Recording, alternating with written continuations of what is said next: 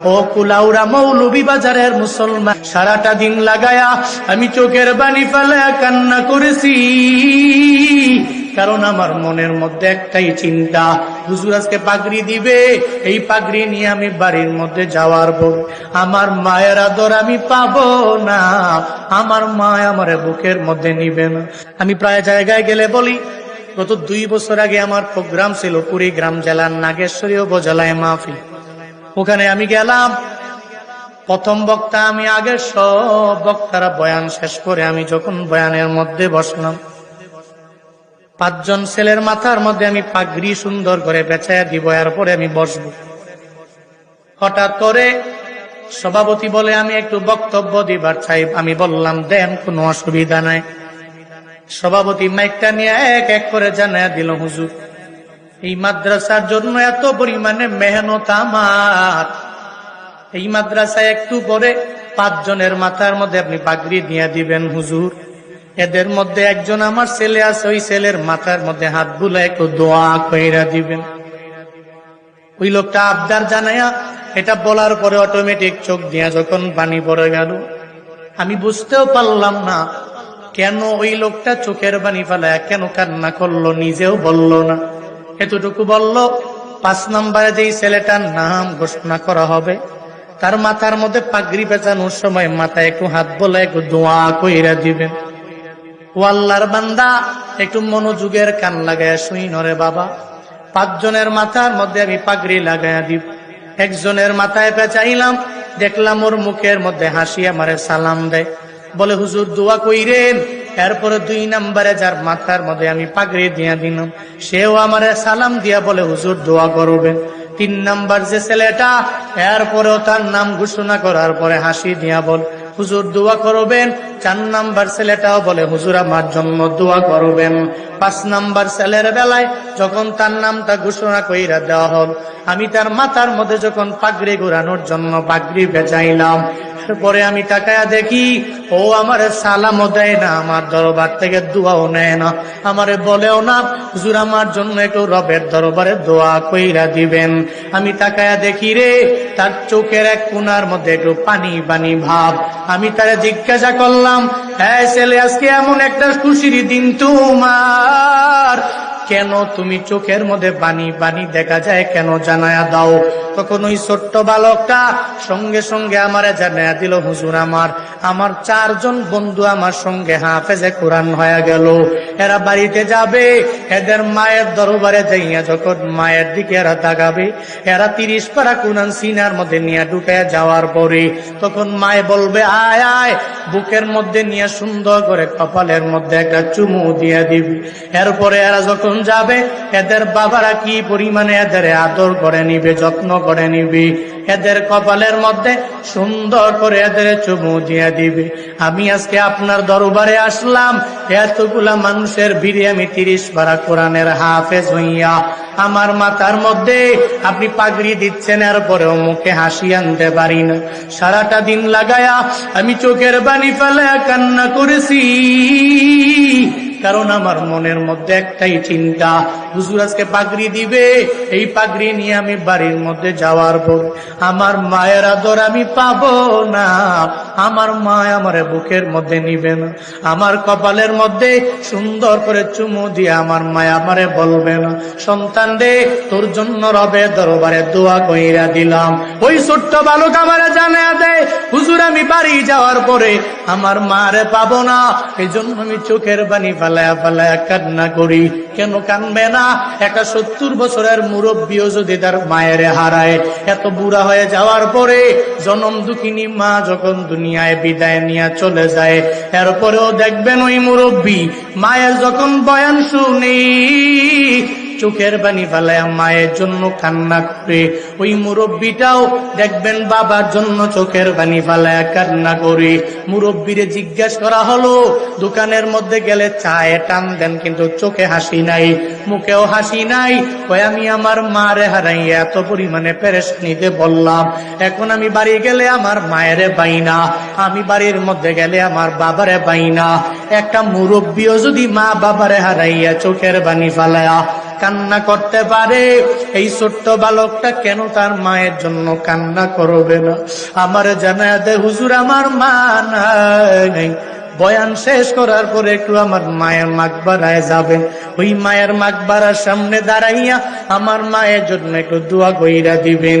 আমি আমার মায়ের জন্য দিব, আল্লাহর কাছে বলবো, আল্লাহ আমার মায়ের কবর তুমি জান্নাতের বাগান বানায়া দিও। ও আল্লাহর বান্দারা, এরপরে বয়ান যখন শেষ আমার হয়ে গেল, ও আমার পিছারে নাই, আমাকে সঙ্গে করে লয়া বলে, হুজুর আমার মায়ের কবরের সামনে যাব। ওই মায়ের কবরের সামনে গিয়া দাঁড়ায়া আমি সূরা ফাতিহা ইখলাস বললাম, তাকাসসুরও পড়ে নিলাম। এরপরে সে আমারে বলে, হুজুর আপনি মুনাজাত ধরেন, আমি ধরব না। আমি বললাম, আজকে দোয়া আমি দিব না, আজকে ওই মায়ের মাকবারার সামনে তুমি দাঁড়াইয়া তুমি রবের দরবারে তোমার মায়ের জন্য একটু দোয়া করে দাও। এটা বলতে দেরি, সিনার মধ্যে সদ্য কোরআনের হাফেজটা 30 পারা কোরআন নিয়া সঙ্গে সঙ্গে রবের দরবারে আবদার জানায়, আল্লাহ গো আমার মা দুনিয়ায় নাই, 30 পারা কোরআন সিনার মধ্যে আমি ঢুকাইয়া ফেললাম রে আল্লাহ। আজকে যদি আমার মায়ে থাকতো, আমার মায়ে কত পরিমাণে খুশি হয়ে যেত। আমার মাকে তুমি নিয়ে গেলা, তবে মায়ের মাকবারার কথা আমি ভুলে গেলাম না। আমার মায়ের চিন্তা আমার অন্তরের মধ্যে আছে বলেই আজকে আমি মাকবারার সামনে হাজির। আল্লাহ গো, আমি সন্তানের দোয়ার বদৌলতে আমি মায়ের কবরটা একটু কি জান্নাতের বাগান বানায়া দেওয়া যাবে না? ও কুলাউড়া মৌলভী বাজারের মুসলমান, আমার ওই সময় কি মনে হয়েছে জানুনি রে বাবা? একটা হাফেজে কোরআন যে এখনো গুনাহকে এটাও জানে না, সগীরা গুনাহও বোঝে না, কাবিরা গুনাহও যে জানে না, ওই ছোট্ট বাচ্চাটা 30 পারা কোরআন সিনায় ঢুকায় যখন আমার আল্লাহর দরবারে আবদার জানাইলো, ও দয়ার মালিক আমার মায়ের কবর জান্নাতের বাগান বানায়া দাও, আল্লাহর দরবারে আবদার জানাইলো, আমার মনে হয়েছে মায়ের কবর যদি জাহান্নামের গর্ত হয়, এরপর ওই ছোট্ট বাচ্চার কান্না আমার মাওলা ফিরে দিবে না, ওর মায়ের কবর জান্নাতের বাগান আমার মাওলা বানায়া দিবি। ইল্লা মা আল্লামতানা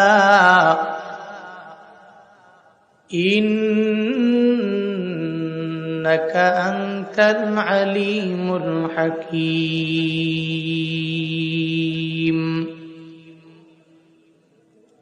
রব্বি শরহ লি সাদরি ويسر لي أمري واحلل عقدة من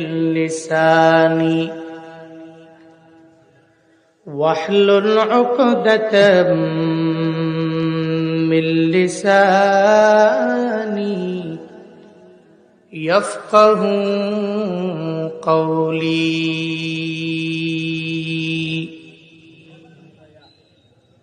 ربي زدني علما، ربي زدني علما،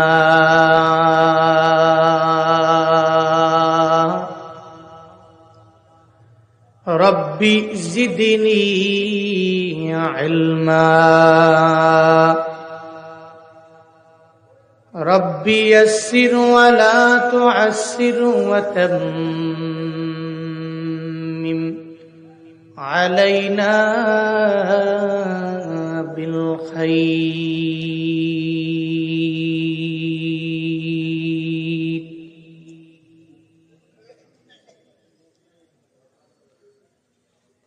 कौनैन का मुख्तार खुदा तुमको बनाया,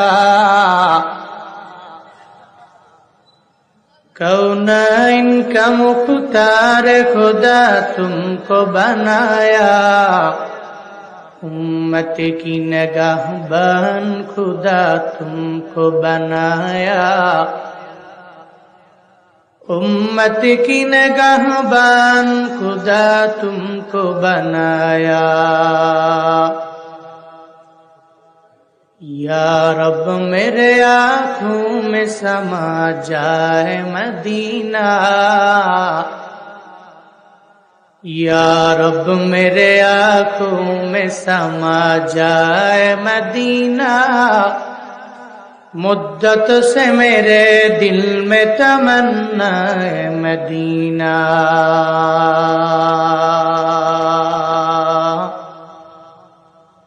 मुद्दत से मेरे दिल में तमन्ना है मदीना,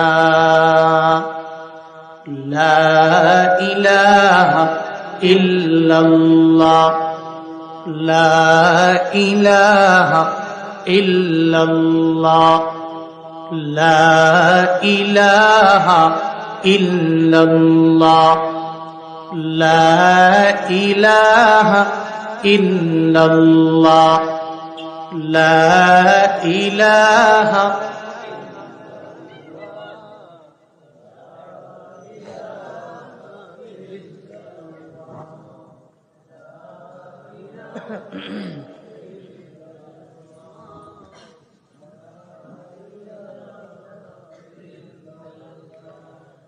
ला इलाहा इल्लल्लाह, ला इलाहा इल्लल्लाह, ला इलाहा।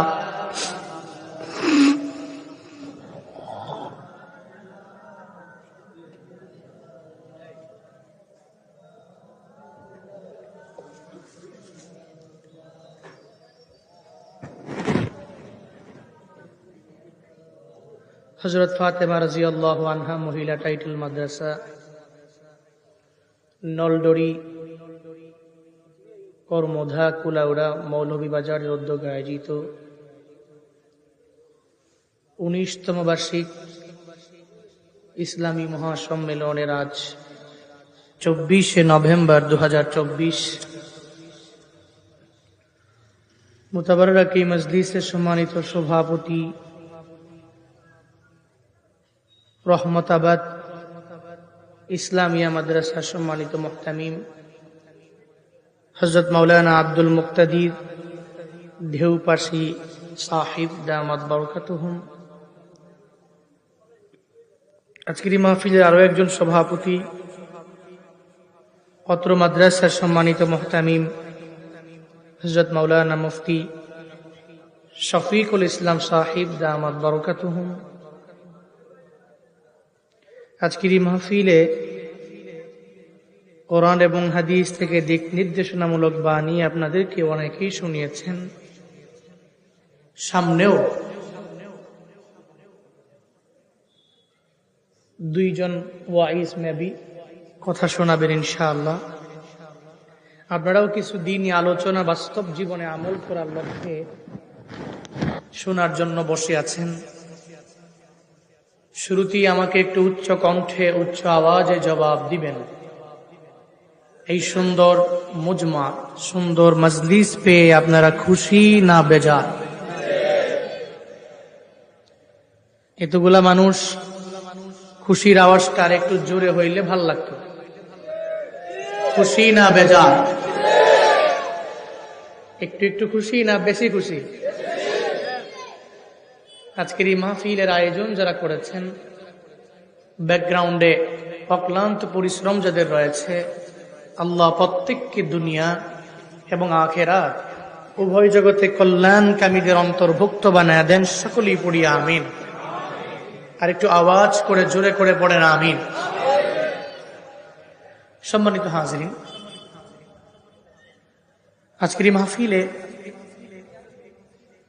এই এলাকার সমস্ত লোকেরা আসবে বিষয়টা এমন নয়।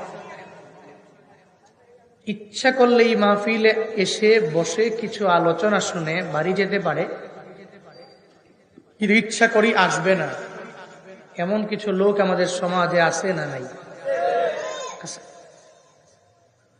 আবার যারা ইচ্ছা করছে আসার জন্য, যে প্রতি 1 বছর পর পরে হযরত ফাতেমা রাদিয়াল্লাহু আনহা মহিলা টাইটেল মাদ্রাসায় মাহফিল দেয়, প্রতি বছর যাই, এবছর একটা অসুস্থতার নিয়ামতে পড়ে গেলাম, ইচ্ছা করছি যাওয়ার জন্য, যাইতে পারছি না। এমন কিছু ব্যক্তিও আমাদের সমাজে আছে, কিন্তু এতগুলো মানুষ থেকে যাচাই করে বাছাই করে আজকের এই মাহফিলে আসার মতো, বসার মতো কিছু বলার এবং শোনার মতো তৌফিক দিয়েছেন কে? আল্লাহ যদি তৌফিক না দেয় আমরা কিছু করতে পারবো না? হাঁটতে পারবো, ঘুমাইতে পারবো, খাইতে পারবো? আল্লাহ তৌফিক দিয়েছেন, আল্লাহ আসার মতো তৌফিক দিয়েছেন বলে আসতে পারছে। নাহলে বান্দার আসারও ক্ষমতা নাই, যাওয়ারও ক্ষমতা নাই, হাঁটারও যোগ্যতা নাই, একটা কদম দিবে এই যোগ্যতাও তার নাই। অমা তৌফিকি ইল্লা বিল্লাহ, আমার কোন তৌফিক নেই ইল্লা, তবে হ্যাঁ যদি আল্লাহ আমার দেয় তো আমার তৌফিক আছে, যদি আল্লাহ না দেয় তো আমার নাই। এই জন্য আজকের মাহফিলে আসার মতো তৌফিক দিয়েছেন কে? আমি বক্তাকে কথা বলার মতো শক্তি দিচ্ছেন কে? এই জন্য ওই আল্লাহকে রাজি করার দরকার আছে না নাই? আল্লাহকে খুশি করার প্রয়োজন আছে না নাই? সকলেই চিল্লায় একবার করে সমস্বরে পড়ছি আলহামদুলিল্লাহ। আমার সাথে পড়ুন রব্বানা লাকাল হামদ হামদান কাসীরান তাইয়িবান মুবারাকান ফি ইয়া রাব্বি লাকাল হামদু কামা ইয়ানবাগি লিজালালি ওয়াজহিক ওয়া আযীমি সুলতানিক লাকাল হামদু বিল কুরআন লাকাল হামদু বিল ইসলাম লাকাল হামদু বিল ঈমান। এই যে একটা জুমলা, এই যে একটা বাক্য আমরা আমাদের জবান দিয়ে বের করলাম, খুশি হলেন কে? আরো জোরে বলবেন না কে? আল্লাহর প্রশংসা করলে লাভ না লোকসান? উপকার না অপকার? আল্লাহর প্রশংসা করলে যে লাভ, এতে বিন্দু মাত্র পরিমাণ কোন সন্দেহ আছে? কিন্তু নেতার প্রশংসা তো করি আমরা। দুনিয়ার মানুষের প্রশংসা করলে, তার বন্ধু হয়ে চললে, নেতার পেছনে ব্যাকগ্রাউন্ডে গিয়ে দাঁড়িয়ে নেতার গুণগান গাইলে, নেতার পিঠে যখন বাড়ি আছে তো নেতা কয় চাচা আপন প্রাণ আগে বাঁচা। নিজের সরকারি তেল দেওয়ার টাইম নাই, আবার আর একজনের। তো নেতায় যখন নিজের বাঁচাইতে যায়, নেতার টাকা আছে, নেতার ব্যক্তিগত হেলিকপ্টার আছে, ব্যক্তিগত জেট বিমান আছে, নেতা চাইলেই এক জায়গা থেকে আরেক জায়গায় মুভ করে চলে যেতে পারে, তখন আর সালমান সাহেবের কথা মনে রাখবে না, তখন আর আনিস সাহেবের কথা মনে রাখবে না। বাস্তবতা এটাই। পাশে যে ছিল মুরব্বী লোকটা দাড়ি মারি পাইকা গেছে গা এই দল করতে করতে, সালমান এফ রহমান, তার কথাও তো মনে নাই। যদি মনে থাকতো তাহলে যাওয়ার সময় কয় ধরেন একটু আসেন না, আপনারা পর্যন্ত নিয়ে যায়। মুরব্বী মানুষ, মুরব্বী শেষ মুহূর্তে অবস্থাটা কি হইল মুরব্বীর? অন্তত পক্ষে এই মুরব্বী যদি জীবনের শেষ মুহূর্তে এতটুকু বুঝতে না পারে যে কার জন্য এই দুনিয়া, বন্ধু বানাইলাম কারে, সাপোর্ট দিলাম কারে, কার এত গুণগান গাইলাম পুরো জীবন, বন্ধু বানাইলাম আনিস সাবরে, হেরে বললাম যে দাড়ি মারি আমি কামাই, তোমারে ধরে নিতে গেলে তুমি ধরা খাইও, আমারে ধরাইও না। ধরতে গেছে আনিস সাহেব, ধরার পরে কয় দেখেন না এটা সালমানের প্রমাণ তো, কয় কি এত টুকরি নিয়ে বসে আছে মাছ বিক্রি দেয়। দুনিয়ার স্বাভাবিক নিয়ম হলো বন্ধুরা ভুলে যায়, কিন্তু কোন বান্দা যদি রবকে বন্ধু বানায়, রবের প্রশংসায় পঞ্চমুখ হয়, চলার পথে ওই রবের আনুগত্য করে অগ্রগামী হয়, তাহলে ফায়দা কি? আল্লাহকে যদি কেউ বন্ধু বানায়, দুনিয়াতে বিপদে পড়লে, মুসিবতে পড়লে আল্লাহ স্বয়ং বান্দার সাহায্যকারী হয়ে যায়। আর আল্লাহ যার বন্ধু হয় তার তো কোনো চিন্তা নাই, তার তো কোনো ভয় নাই। আছে কোনো ভয়? আছে কোনো চিন্তা?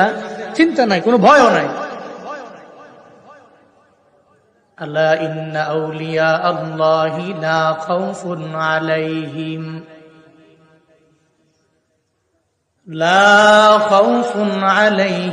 ওয়া লা হুম ইয়াহজানুন।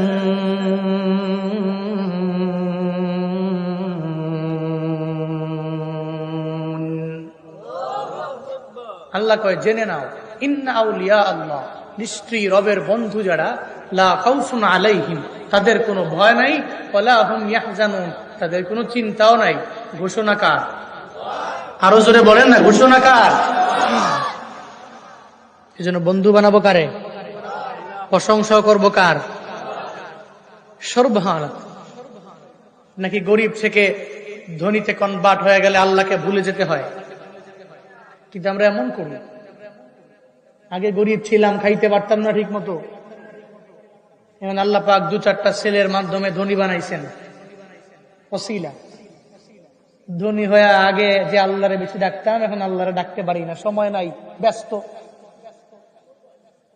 আগে ডেলে বাদ ছিলাম, দিন মজুর ছিলাম, দিনে আনতাম, দিনে খাইতাম। সকালে খাইলে দুপুরে ব্যবস্থা করতে অনেক কষ্ট হইত। ওই সময় আল্লাহরে ডাকতাম বেশি, 5 ওয়াক্ত নামাজের 1 ওয়াক্ত বাদ দিই না। কিন্তু কপাল পোড়া, এখন ধনী হয়ে, টাকাওয়ালা হয়ে, মোস্ট রিচেস্ট ম্যান হয়ে এখন আল্লাহকে ভুলে গেছে। জোহরে ডাকলে কয় ব্যবসা বাণিজ্যের ব্যস্ততা আছে তো জোহর পড়তে পারি নাই। আসরে ডাকলে একটু ব্যস্ততা আছে, ওদিকে মিটিং আছে, মিটিং এর কারণে আসর পড়তে ভুলে গেছে। মাগরিব পড়ো নাই কেন? আরে বন্ধু বান্ধবদেরকে নিয়ে আড্ডা দিতে গেছিলাম, একটু চা খাইতে খাইতে সময় গেছে, মাগরিবের কথা মনে নাই। হ্যাঁ, দুনিয়ার মানুষের সময়ের পরিবর্তন হলে সে আল্লাহকে ভুলে যায়। কিন্তু একটা খাঁটি মুমিন যে, ও গরিব অবস্থায় যে রবকে স্মরণ করে, মধ্যবিত্ত অবস্থায় ওই রবকে স্মরণ করে, একেবারে ধনী হয়ে গেল সে ওই রবকে স্মরণ করে। কারণ সে জানে গরিব যে আল্লাহ বানায় রাখছে, উনি চাইলে গরিব থেকে একটু উচ্চ মানের মধ্যবিত্ত লেভেলে আমাকে পৌঁছাতে পারে। সে তো জানে মধ্যবিত্ত থেকে মোস্ট রিচেস্ট ম্যান, সমাজের সবচেয়ে বড় ধনী আল্লাহই তো আমারে বানাইতে পারে। বেশি বাড়াবাড়ি করলে আবার ওই ধনী থেকে আমার মাওলা কনভার্ট করে আবার ওই গরিবী হালাতে আমারে পৌঁছায় দিতে পারে। এই ক্ষমতা আল্লাহর আছে না নাই? এই ক্ষমতা আছে না নাই? এই জন্য নিয়ত করেন আজকে থেকে, আল্লাহ যেই হালাতে রাখেন, যে অবস্থায় রাখেন, আমরা সর্বহালাতে রবের প্রশংসা করব। রাজি আছি তো ইনশাআল্লাহ? আল্লাহ সবাইকে সে তৌফিক দান করেন। সকলেই পড়ি আমিন।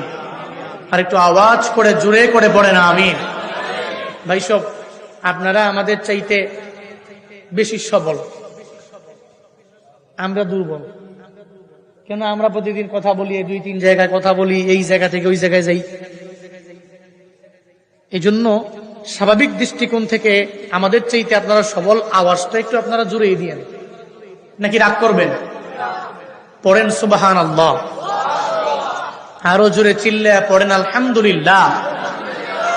আরো জোরে একবার করে চিল্লায়া পড়েন আল্লাহু আকবার। গুনাহ হইল নেই? কষ্ট পাইছেন? সওয়াব না গুনাহ? আল্লাহ আমাদের প্রত্যেকের আমল নামা নেক দিয়া ভরপুর বানায় দেন। খুতবায় একটি আয়াতে কারিমা তিলাওয়াত করেছি। আল্লাহ পাক ওই জায়গায় নবীকে বলতে বলছেন, উম্মতদের বলুন তারা চলার পথে কার ফলোয়ার হয়ে অগ্রগামী হবে, কার অনুসারী হবে, কাকে ইতোয়াত করবে, আনুগত্য করবে।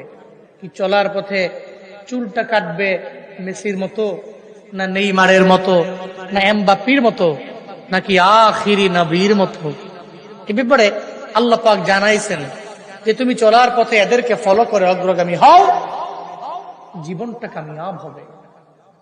কিন্তু চলার পথে এই সমস্ত ব্যক্তিগুলোকে ফলো না করলে, তুমি গাদ্দারি করে যদি মুখ ফিরে নাও, তো তুমি হবে অস্বীকারী একজন কাফির। আর যদি তুমি মুখ ফিরে নাও, আল্লাহ লাগবে না, রসুলও লাগবে না, দুইজনকে বাদ দিয়া 3য় নাম্বার এমন এক ব্যক্তিকে ফলো করো যার ভিতরে দিন নাই, যার ভিতরে ইসলাম নাই। যে ব্যক্তি আল্লাহকেও ফলো করে না, রসুলকেও ফলো করে না, কোরআন সুন্নত দ্বারা জিন্দেগি গঠন করে না, তুমি আল্লাহ এবং রসুল এবং উলুল আমার বাদ দিয়ে এমন কিছু ব্যক্তিকে ফলো করলা, মুখ ফিরে আনিলা, আল্লাহ পাক বলছেন মুখ ফিরে নিলে তো তুমি অস্বীকারী একজন কাফের। আর আল্লাহ তো জীবনেও কোনোদিন কোনো কাফেরকে ভালোবাসে। কুল আতিউল্লাহ ওয়ার রাসূল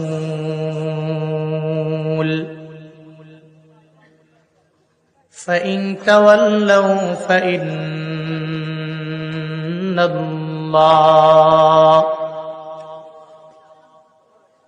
ফাইন্নাল্লাহা লা ইউহিব্বুল কাফিরিন।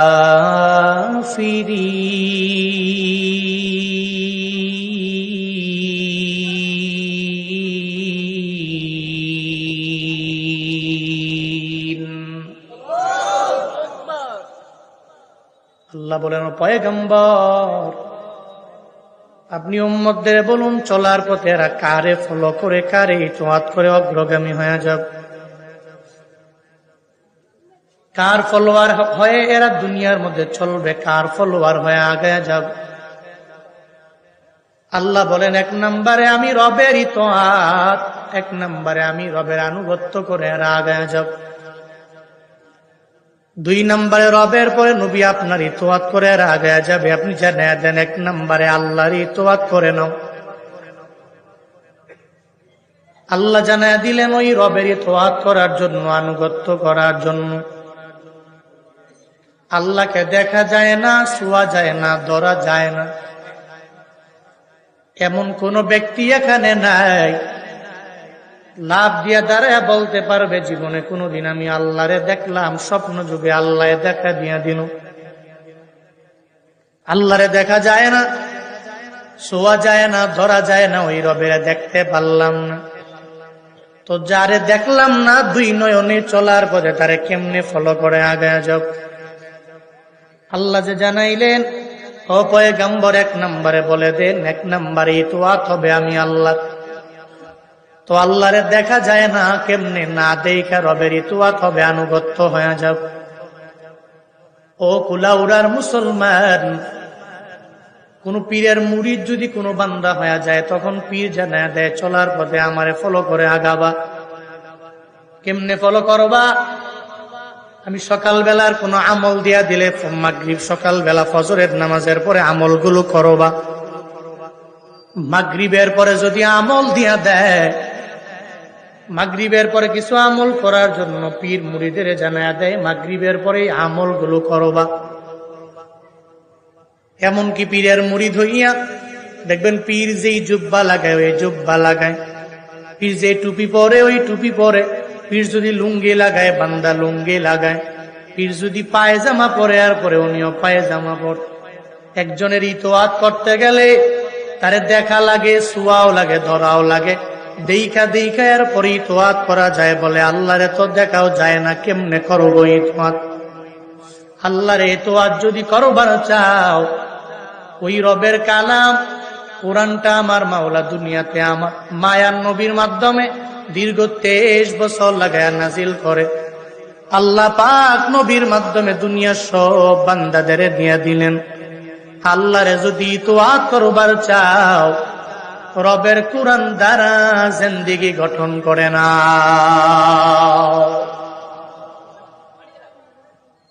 রবের কোরআন দ্বারা জিন্দেগিটাকে গঠন করে নাও। কোরআন দ্বারা কেমনে গঠন করব? বলে ফজরের নামাজ তার জন্য উঠলাম, ঘুম থেকে জাগলাম, নামাজে গেলাম, টানা আসা পর্যন্ত, আবার ঘুমাইতে যাওয়ার আগ পর্যন্ত কেমনে আমার জিন্দেগিটারে আমি চালাইব, সব আমার রবের কোরআনের মধ্যে আছে না নাই? আসেনি? এখন তো কোরআন পড়লামও না, ধরলামও না। মাঝে মাঝে ওয়াজ মাহফিলে গেলাম, বক্তা সাহেব বয়ান করার জন্য আসলো, ওনার জবান থেকে একটু বয়ান শোনার জন্য গেলাম। আবার বাড়িতে গিয়া যেই সেই ফজরও পড়লাম না, জোহরও পড়লাম না, আসরও পড়লাম না, মাগরিবও নাই, এশাও নাই। অথচ আল্লাহ কোরআনে বারবার বান্দারে জানায়া দেয়, ও বান্দা আমার, তুমি নামাজটাকে কায়েম করে নাও। আল্লাহ পাক বারবার তোমারে জানায়া দিল, তুমি মানলা না। এমন অনেক ঘর আছে কোরআন তো নিজেও ধরে না, ছেলেও পড়ে না, মেয়েও পড়ে না, নিজেও পারে না, ছেলেটাকেও মাদ্রাসায় পড়ায় নাই, মেয়েটারেও পড়ায় নাই, অথবা চেষ্টা করলো ওই ছেলেটাকে মাদ্রাসার মধ্যে পড়াইবার জন্য, কিন্তু সে পড়ে নাই। মেয়েটারেও চেষ্টা করলো, কিন্তু মেয়েটাও মাদ্রাসায় পড়িয়া কোরআন তিলাওয়াত করতে জানে না। কপাল পোড়া মুসলমানদের এমনও অনেকের ঘরের মধ্যে এমনও আছে রে, টানা 30 দিন 2 মাস 3 মাস 4 মাস পর্যন্ত যায়, ওই ঘরের মধ্যে একটুও কোরআন তিলাওয়াত শোনা যায় না। এমন ঘর আমগো সমাজে আছে না? না আছে না নাই? টানা 1 বছর পরে একবার রমজান আসলে ধরে, আর নিজে না পারে তো 10 জন হুজুরের দাওয়াত দাও, হুজুরে এসে কোরআন খতম করে যাইব গা, তো হক আদায় হয়ে যাবে। হুজুরের দাওয়াত দিয়া হুজুর পড়ছে, হুজুরের স্বভাব, হুজুরের আইনা হাদিয়া দিলেন, হুজুরে আসলো, 10 জনে আইসা কোরআন তিলাওয়াত করে চইলা গেল। মনে করছে 1 বছর পরে রমজানে একবার যদি এই কোরআন খতম করাইতে পারি তো হক আদায় হয়ে যাবে। নয়, কোরআন তো এই জন্য তোমাকে দেওয়া হয়নি, কোরআন তো এই জন্য দেওয়া হয়। আল্লাহ পাক বলেন, আমি রবেরে ফলো করে নাও, যদি কোরআনটারে ফলো করো আমি রবেরে ফলো করা হব। কারণ এটা দুনিয়ার কোন মনীষীর কালাম না, কোন নবীর বক্তব্য না, কোন ব্যক্তির বক্তব্য না।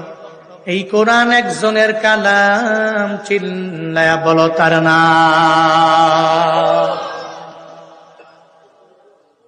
কোরআন দ্বারা পরিপূর্ণ নিজের জিন্দেগিটা গঠন করে নাও রে বাবা। নিজে পারো না, ছেলেটার একটা মাদ্রাসার মধ্যে দাও, এর হাফেজ বানায়া দাও, কামিয়াব হয়ে যেতে পারবো। যদিও হাফেজ আলেম হলে দুনিয়ার মধ্যে অনেক টাকাওয়ালা হবে, অনেক দামি বাড়ি গাড়ির মালিক হবে, যদিও এমন হবে না। একদিন পাবেন কবরে যাওয়ার পরে অটোমেটিক পেয়ে যাবেন রে বাবা। যেদিন আপনি কবরে গেলেন, ওই কবরের মধ্যে ঢুকার পর ওই জায়গায় আপনার মাও যায় নাই, বাবাও যায় নাই, ছেলেও যায় নাই, মেয়েও যায় নাই। ওই কবরে আপনি একা। কবরের মধ্যে ঢুকার পরে এরপরে আপনার আমলের দরওয়াজাও বন্ধ হয়ে গেল। কিন্তু এমন কিছু ছেলে মেয়ে দুনিয়ার মধ্যে রাইখা গেলেন, এরা জবান বন্ধ রাখে নাই। আপনার জন্য কোরআন তিলাওয়াত কইরা কইরা বাবার জন্য চোখের পানি ফালায়া কান্না করে। কোন ওয়াজ মাহফিলে কোন ব্যক্তি আসলে ওই ব্যক্তিরে দইরা নিয়ে যায়, আমার বাবার খবর একটু জিয়ারত করা লাগবে। ও হুজুর আসেন, আমার মায়ের খবর একটু জিয়ারত করা লাগবে। আমি প্রায় জায়গায় গেলে বলি, গত 2 বছর আগে আমার প্রোগ্রাম ছিল কুড়িগ্রাম জেলার নাগেশ্বরী উপজেলায় মাহফিল।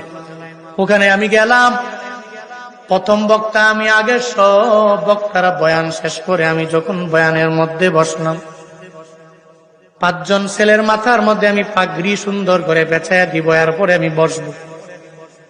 হঠাৎ করে সভাপতি বলে, আমি একটু বক্তব্য দিবার চাই। আমি বললাম, দেন, কোনো অসুবিধা নাই। সভাপতি মাইকটা নিয়ে এক এক করে জানাইয়া দিল, হুজুর এই মাদ্রাসার জন্য এত পরিমাণে মেহনত আমার, এই মাদ্রাসায় একটু পরে 5 জনের মাথার মধ্যে আপনি পাগড়ি দিয়ে দিবেন হুজুর। এদের মধ্যে একজন আমার ছেলে আছে, ওই ছেলের মাথার মধ্যে হাত বুলা একটু দোয়া কইরা দিবেন। ওই লোকটা আবদার জানায়া এটা বলার পরে অটোমেটিক চোখ দিয়া যখন পানি পড়ে গেল, আমি বুঝতেও পারলাম না কেন ওই লোকটা চোখের পানি ফেলায় কেন কান্না করলো, নিজেও বলল না। এতটুকু বলল, 5 নম্বরে যেই ছেলেটার নাম ঘোষণা করা হবে তার মাথার মধ্যে পাগড়ি পেঁচানোর সময় মাথায় একটু হাত বলে একটু দোয়া কইরা দিবেন। ও আল্লাহর বান্দা, একটু মনোযোগের কান লাগায় শুই নরে বাবা। 5 জনের মাথার মধ্যে আমি পাগড়ি লাগাইয়া দিব। একজনের মাথায় পেঁচাইলাম, দেখলাম ওর মুখের মধ্যে হাসি, আমারে সালাম দেয়, বলে হুজুর দোয়া কইরেন। এরপরে 2 নম্বরে যার মাথার মধ্যে আমি পাগড়ি দিয়া দিলাম, সেও আমারে সালাম দিয়া বলে হুজুর দোয়া করবেন। 3 নম্বর যে ছেলেটা, এরপরেও তার নাম ঘোষণা করার পরে হাসি দিয়া বল, হুজুর দোয়া করবেন। 4 নম্বর ছেলেটাও বলে হুজুর আমার জন্য দোয়া করবেন। 5 নম্বর ছেলের বেলায় যখন তার নামটা ঘোষণা কইরা দেওয়া হল, আমি তার মাথার মধ্যে যখন পাগড়ি ঘোরানোর জন্য পাগড়ি বেজাইলাম, পরে আমি তাকায়া দেখি ও আমারে সালামও দেয় না, আমার দরবার থেকে দোয়াও নেয় না, আমারে বলেও না হুজুর আমার জন্য একটু রবের দরবারে দোয়া কইরা দিবেন। আমি তাকায়া দেখি রে তার চোখের এক কোণার মধ্যে একটু পানি পানি ভাব। আমি তারে জিজ্ঞাসা করলাম, হ্যাঁ ছেলে, আজকে এমন একটা খুশির দিন তোমার, কেন তুমি চোখের মধ্যে পানি পানি দেখা যায়, কেন জানায়া দাও। তখন ওই ছোট্ট বালকটা সঙ্গে সঙ্গে আমারে জানায়া দিল, হুজুর আমার 4 জন বন্ধু আমার সঙ্গে হাফেজে কোরআন হয়ে গেল, এরা বাড়িতে যাবে, এদের মায়ের দরবারে যাইয়া যখন মায়ের দিকে এরা তাকাবে, এরা 30 পারা কোরআন সিনার মধ্যে নিয়ে ঢুকে যাওয়ার পরে তখন মায়ে বলবে আয় আয়, বুকের মধ্যে নিয়ে সুন্দর করে কপালের মধ্যে একটা চুমু দিয়ে দিবি। এরপরে এরা যখন যাবে, এদের বাবারা কি পরিমাণে এদের আদর করে নিবে, যত্ন করে নিবে, এদের কপালের মধ্যে সুন্দর করে এদের চুমু দিয়ে দিবে। আমি আজকে আপনার দরবারে আসলাম, এতগুলা মানুষের ভিড়ে আমি 30 পারা কোরআনের হাফেজ হইয়া আমার মাথার মধ্যে আপনি পাগড়ি দিচ্ছেন, এরপরেও মুখে হাসি আনতে পারি না। সারাটা দিন লাগায়া আমি চোখের পানি ফেলে কান্না করেছি, কারণ আমার মনের মধ্যে একটাই চিন্তা, হুজুর আজকে পাগড়ি দিবে, এই পাগড়ি নিয়ে আমি বাড়ির মধ্যে যাওয়ার পর আমার মায়ের আদর আমি পাবো না, আমার মা আমার বুকের মধ্যে নিবে না, আমার কপালের মধ্যে সুন্দর করে চুমু দিয়ে আমার মায়া আমারে বলবে না, সন্তান রে তোর জন্য রবে দরবারে দোয়া কইরা দিলাম। ওই ছোট্ট বালক আমারে জানায়া দেয়, হুজুর আমি বাড়ি যাওয়ার পরে আমার মারে পাবো না, এই জন্য আমি চোখের পানি ফালায়া ফালায়া কান্না করি। কেন কানবে না? একটা 70 বছরের মুরব্বীও যদি তার মায়ের হারায়, এত বুড়া হয়ে যাওয়ার পরে জনম দুঃখিনী মা যখন দুনিয়ায় বিদায় নিয়ে চলে যায়, এরপরেও দেখবেন ওই মুরব্বী মায়ের যখন বয়ান শুনি চোখের পানি ফেলায় মায়ের জন্য কান্না করে, ওই মুরব্বীটাও দেখবেন বাবার জন্য চোখের পানি ফেলায় কান্না করে। মুরব্বীরে জিজ্ঞাসা করা হলো, দোকানের মধ্যে গেলে চায়ে টান দেন কিন্তু চোখে হাসি নাই, মুখেও হাসি নাই, ওই আমি আমার মারে হারাই এত পরিমাণে পেরেশানিতে বললাম, এখন আমি বাড়ি গেলে আমার মায়েরে পাই না, আমি বাড়ির মধ্যে গেলে আমার বাবারে পাই না। একটা মুরব্বীও যদি মা বাবারে হারাইয়া চোখের পানি ফেলায়া কান্না করতে পারে, এই ছোট্ট বালকটা কেন তার মায়ের জন্য কান্না করবে না? আমার জানায়া দে হুজুর আমার মা নাই। বয়ান শেষ করার পরে একটু আমার মায়ের মাকবারায় যাবেন, ওই মায়ের মাকবারার সামনে দাঁড়াইয়া আমার মায়ের জন্য একটু দোয়া কইরা দিবেন। আমি আমার মায়ের জন্য দিব, আল্লাহর কাছে বলবো, আল্লাহ আমার মায়ের কবর তুমি জান্নাতে বাগান বানায়া দিও। ও আল্লাহর বান্দারা, এরপরে বয়ান যখন শেষ আমার হয়ে গেল, ও আমার পিছারে নাই, আমাকে সঙ্গে করে লয়া বলে, হুজুর আমার মায়ের কবরের সামনে যাব। ওই মায়ের কবরের সামনে গিয়া দাঁড়ায়া আমি সূরা ফাতিহা ইখলাস বললাম, তাকাসসুরও পড়ে নিলাম। এরপরে সে আমারে বলে, হুজুর আপনি মুনাজাত ধরেন, আমি ধরব না। আমি বললাম আজকে দোয়া আমি দিব না, আজকে ওই মায়ের মাকবারার সামনে তুমি দাঁড়াইয়া তুমি রবের দরবারে তোমার মায়ের জন্য একটু দোয়া করে দাও। এটা বলতে দেরি সিনার মধ্যে সদ্য কোরআনের হাফেজটা 30 পারা কোরআন নিয়া সঙ্গে সঙ্গে রবের দরবারে আবদার জানায়, আল্লাহ গো আমার মা দুনিয়ায় নাই, 30 পারা কোরআন সিনার মধ্যে আমি ঢুকায় ফেললাম রে আল্লাহ।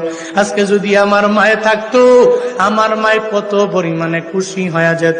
আমার মাকে তুমি নিয়ে গেলা, তবে মায়ের মাকবারার কথা আমি ভুলে গেলাম না। আমার মায়ের চিন্তা আমার অন্তরের মধ্যে আছে বলেই আজকে আমি মাকবারার সামনে হাজির। আল্লাহ গো, আমি সন্তানের দোয়ার বদৌলতে আমি মায়ের কবরটা একটু কি জান্নাতের বাগান বানায়া দেওয়া যাবে না? ও কুলাউড়া মৌলভী বাজারের মুসলমান, আমার ওই সময় কি মনে হয়েছে জানুনি রে বাবা?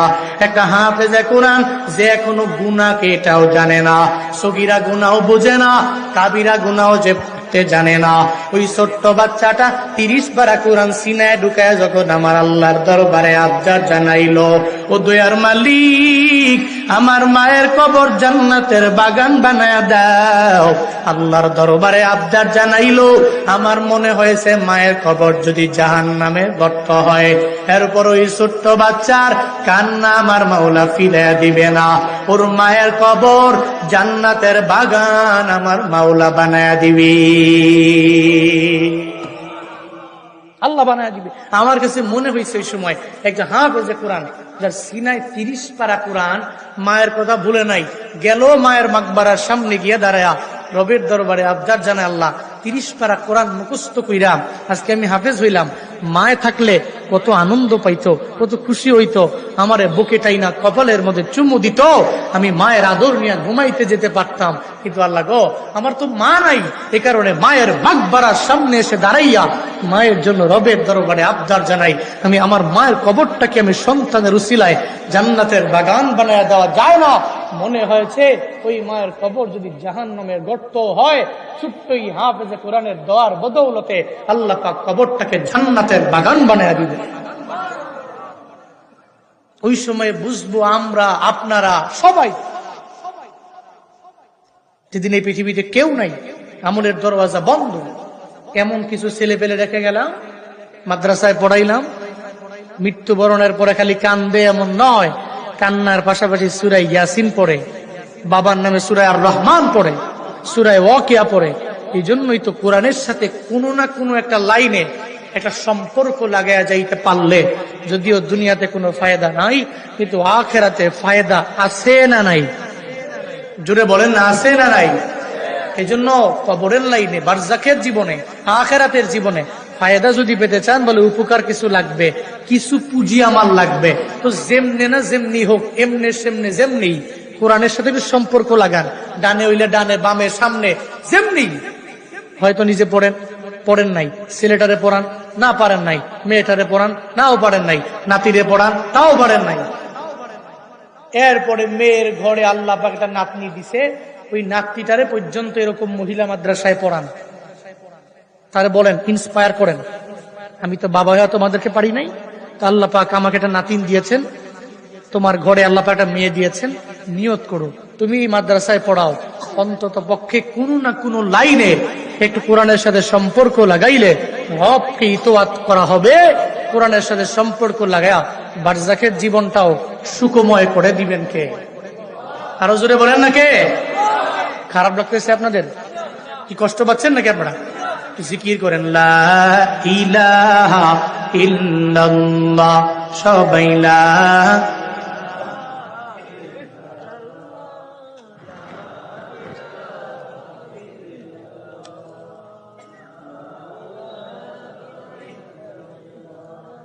লা ইলাহা ইল্লাল্লাহ, লা ইলাহা ইল্লাল্লাহ, লা ইলাহা ইল্লাল্লাহ, লা ইলাহা ইল্লাল্লাহ, লা ইলাহা ইল্লাল্লাহ, লা ইলাহা,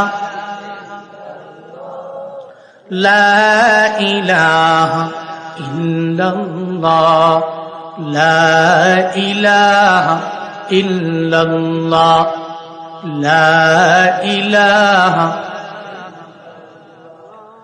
লা ইলাহা। তাহলে 1 নম্বরে ইতোয়াত কার? জোরে বলেন না কার? 2 নম্বরে আল্লাহর পরে কার? রাসূলের। রাসূলের। এই 2টা জিনিস খালি আঁকড়ে ধরেন, কোরআন সুন্নাত। যদি ধরতে পারেন, জীবনে কোনোদিন পথভ্রষ্ট হয়ে, লাইনচ্যুত হয়ে, লাইন ছাড়া হয়ে যাবেন না। ঘোষণা নবী। নবী বলছেন, আরাফাতের ময়দানে দাঁড়ায়া বিদায় হজের ভাষণে নবী বলছিলেন, তারাকতু ফীকুম আমরাইন লান তাদিল্লু মা তামাসসাকতুম বিহিমা কিতাবাল্লাহ ওয়া সুন্নাতা রাসূলি। নবীজি বলছেন, আমি তোমাদের মাঝে রেখে গেলাম 2টা বিষয়, লান তাদিল্লু মা তামাসসাকতুম বিহিমা, ততক্ষণ পর্যন্ত পথভ্রষ্ট হবা না যতক্ষণ পর্যন্ত এই 2টা জিনিস আঁকড়ে ধরতে পারবা। সুবহানাল্লাহ পড়বেন না? কয়টা জিনিস? কয়টা? 1 নম্বরে কিতাবুল্লাহ, আল্লাহর কিতাব কোরআন। 2 নম্বরে সুন্নাতু রাসূলি, রাসূলের সুন্নত। তাহলে 1 নম্বরে কিতাব কোরআন, 2 নাম্বার নবীর সুন্নত। এখন আসেন কিতাবটা ফলো কইরা নবীর সুন্নতের আমলগুলো কেমনে? কোন ব্যক্তি যদি নবীরে ফলো করে আগায়, সে তো ওই পৃথিবীর সবচেয়ে আদর্শবান মানুষ হতে পারবে। কারণ এই পৃথিবীতে অনেকগুলো আদর্শ আছে, কত মানুষের আদর্শ, কিন্তু নবীর আদর্শের চাইতে ভালো মানের আদর্শ এই পৃথিবীর কার আছে? আছে নাকি? বলে আছে নাকি? পৃথিবীর কারও নাই। এই জন্য আল্লাহ জানায় দিলেন 1 নম্বরে আমি রবেরে ফলো করে নাও, 2 নম্বরে আমার মায়া নবীরে চলার পথে বান্দা তুমি ফলো করে নাও। আল্লাহ পাক জানায় দিলেন লাকাদ কানা লাকুম ফি রাসূলিল্লাহি উসওয়াতুন হাসানা। এই মানুষ, আমার মদিনাওয়ালা নবীর ভিতরে তোমাদের জন্য রয়েছে উত্তম আদর্শ। এই আদর্শ যদি গ্রহণ করে নাও, আসমানের নিচে জমিনের উপরে তোমার চাইতে সম্মানী আর দামি কেউ হবে না। নবীর আদর্শের মালা গলায় লাগাও। আল্লাহ পাক জানায় দিলেন 1 নম্বরে আমি রব, 2 নম্বরে হলো আমার নবী। নবীর আদর্শের মালা গলার মধ্যে কেমনে লাগাবো? রাস্তা দিয়ে নবী হাঁটে, ডানে হাঁটে, জিকিরে ফিকিরে হাঁটে, কাউরে গালিও দেয় না, মন্দ কথাও বলে না। আমরাও চলার পথে নবীরে যদি কেউ ফলো করে আগায় যায়, ডানে হাঁটবে, মন্দ বলবে না, গালিও দিবে না। এমন কোন সেকুলার দুনিয়াতে জন্ম নেয় নাই যে বলতে পারবে। মায়ার নবী জীবনে কোনোদিন কাউরে জোরে গালি দিয়ে দিল কেউ বলতে পারবে না। আবু জাহালের নবী গালি দিল, উতবারে নবী গালি দিল, সাহেবারে গালি দিল, ওয়ালিদ ইবনে মুগিরারে নবী গালি দিয়ে দিল, কেউ বলতে পারবে না রে বাপ। কারণ নবীর জিন্দেগিতে গালি নাই, যেই কারণে আদর্শ দিয়া মানুষগুলারে এত পরিমাণে ইসলামের মধ্যে আনলেন। আবু বকরের দরবারে গেলেন, হ্যাঁ আবু বকর একটু কালেমা পড়ে মুসলমান হয়ে গেলে দামি হয়ে যাব। একবারও জিজ্ঞেস করে নাই কেন আমি কালেমা পড়ব। আবু বকর নবীর সামনে আইসা সঙ্গে সঙ্গে কালেমা পড়ে মুসলমান হয়ে যায়। হযরতে ওমরে ফারুকে আজম 2 নাম্বার খলিফা, দুনিয়াতে যে জান্নাতের সার্টিফিকেট পাওয়া গেলেন, ওই ওমর রাদিয়াল্লাহু আনহুর দিকে দেখেন না। আবু জাহাল বলল, হ্যাঁ কে আসো? ওই মুহাম্মদের গর্দানটাকে আলাদা করে আমার দরবারে নিয়ে আসবা। যদি নিয়ে আসতে পারো তাহলে তোমাদেরকে 100 উটনি দেওয়া হবে। ওমর দরবারে নিয়ে দাঁড়ায় যায়, ওই মুহাম্মদের গর্দানটা আমি তোমার দরবারে আইনা দিতে পারবো। হযরতে ওমরে ফারুক, তখন তো ফারুক হয় নাই, আজম হয় নাই, দৌড়ে তরবারি নিয়ে মুহাম্মদ নবীর গর্দান আনার জন্য রওনা। পথিমধ্যে যাওয়ার পর ফাতেমার কোরআন তিলাওয়াত শুনে নিজের মনটা জুড়ে গেল। ও ফাতেমা, যেই কোরআন তিলাওয়াত করলা, কোরআন তিলাওয়াতের মায়ায় পড়ে গেল। কোথায় গেলে পরিপূর্ণ শোনা যাবে? কয় আমার দরবারে পরিপূর্ণ শুনতে পারবা না, নবীর দরবারে যাও। নবীর দরবারে গেলে কোরআন তিলাওয়াত শুনে নিজের মনটারে জুড়ে ফেলতে পারবো। ওমর নবীর গর্দান আনার জন্য যখন তরবারি নিয়ে রওনা হয়ে যায়, গর্দান আনবে, নবীর তিলাওয়াত শুনবে, মাঝখানে এসে কেমন জানি হয়ে গেল। বন্দারে ওমর যখন দৌড়া যায় তরবারি নিয়া, কয়ে মুহাম্মদের গর্দানটা আনবো, আবু জাহাল আমারে 100 উটনি উপহার দিয়া দিবে। যখন যায় শোনে ওই ঘরের মধ্যে নবী আছে, নবীর সামনে মাত্র 11 জন সাহাবা বসা। নবী গোপনে গোপনে দাওয়াত দেয়, প্রকাশ্যে মায়া নবীর দাওয়াত দেয় না, গোপনে দাওয়াত দেয়। মাত্র 11 জন সাহাবা নবীর সামনে বসা। যখন শুনতে পারলো, ওমর তরবারি নিয়ে দৌড়ে আসে নবীর গর্দান নেওয়ার জন্য। 11 জন সাহাবা আমার নবীর জানায়া দেয়, ও পয়গম্বর, ওমর দৌড়ে আসতেছে তরবারি নিয়ে আপনার গর্দানটাকে আলাদা করে দেওয়ার জন্য। মায়ার নবী জানায়া দেয়, সাহাবারা না না, গত রাতের বেলা তাহাজ্জুদের দোয়া আমার মাওলা ফিরাইয়া দিবে না। আমি আল্লাহর কাছে দোয়া করেছি, আল্লাহ যাতে করে এই মক্কার ভিতরে দুইজনের একজনের কালেমার জন্য, ইসলামের জন্য কবুল করে নেয়। 1 নম্বরে ওমর, 2 নম্বরে হলো আবু জাহাল। ওই দুইজনের একজনকে যাতে আল্লাহ পাক দ্বীনের জন্য কবুল করে নেয়। আমি রবের দরবারে আবদার জানাইলাম, আমার মাওলা জীবনেও কোনোদিন আমার দোয়া ফিরাইয়া দিবে না। ও সাহাবায়ে কেরামেরা, দরওয়াজা ওপেন করে দাও, ওমরের আমার দরবারে আসতে দাও। যখন দরওয়াজা ওপেন করে দেওয়া হলো, ওমর দূরে যায়, আমার নবীর সামনে গেল। যেই ওমর নবীর গর্দান আনার জন্য রওনা হয়ে আসছিল, ওই ওমর নবীর সামনে গিয়া হাঁটু গেড়ে বসে যায়, তরবারি নিচে দিয়া। কয়, পয়গম্বর, আপনার তিলাওয়াত এত পরিমাণে সুন্দর, আপনাকে মারার জন্য আমি যখন তরবারি নিয়ে আসলাম, আমার বোন ফাতেমার কণ্ঠে তিলাওয়াত শুই না মায়ায় পড়ে গেলাম। ও নবী, দেরি করা যাবে না, আমারে পড়ায়া দেন লা ইলাহা ইল্লাল্লাহু মুহাম্মাদুর রাসূলুল্লাহ। হযরত ওমর কালেমা পড়ে মুসলমান হয়। কেমনে?